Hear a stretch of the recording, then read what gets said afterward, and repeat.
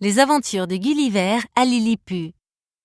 C'est l'histoire d'un marin courageux appelé Gulliver qui vivait avec sa famille dans un petit village de pêcheurs où il était très heureux. Un jour, quand Gulliver pêchait en haute mer, il se trouva au milieu d'une terrible tempête. Il y avait des éclairs et du tonnerre et des vagues énormes. Soudain, une vague géante renversa Gulliver par-dessus bord dans la mer.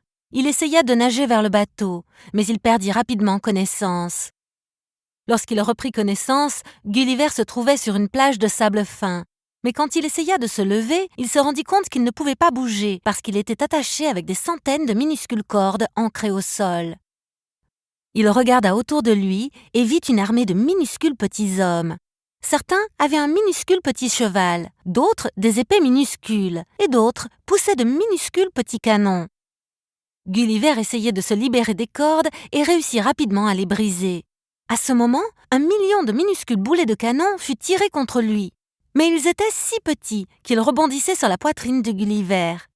Soudain, un petit homme gras avec une couronne, qui était sur un cheval minuscule, commanda « Rechargez les canons et tirez à nouveau !» Gulliver se rendit compte qu'il devait être le roi, alors il le mit gentiment dans la paume de sa main. « Laissez-moi partir !» dit le petit homme. « Je suis le roi de Lilliput !» Gulliver sourit au roi et dit « Je ne vous veux aucun mal, votre Altesse !» Et il expliqua au roi comment la tempête l'avait emmené à Lilliput. « Mais je meurs de faim !» Gulliver dit. « Pouvez-vous me donner quelque chose à manger ?» Alors que Gulliver déposait le roi sur le sol, les Lilliputiens se précipitèrent à la recherche de nourriture pour Gulliver. « Apportez de la nourriture pour le géant, il ne nous fera pas de mal !» criait-il en partant. En 1 minute, quelques milliers de Lilliputiens apportèrent des seaux pleins de fromage, de pain et de fruits. Gulliver mangea toute la nourriture et fut bien satisfait.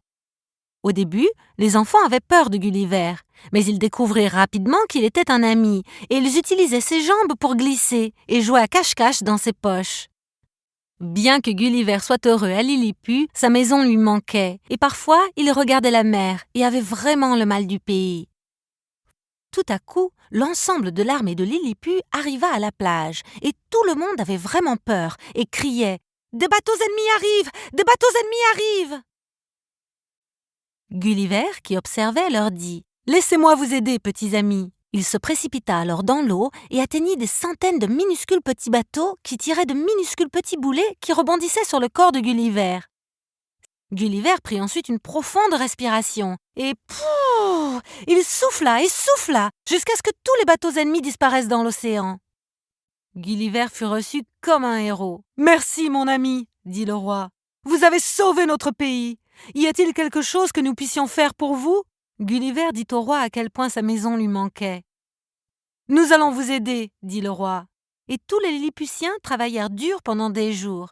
Ils coupèrent des milliers d'arbres, tissèrent de longues cordes et cousirent des dizaines de draps pour faire une voile géante. Ils assemblèrent le tout ensemble et appelèrent Gulliver.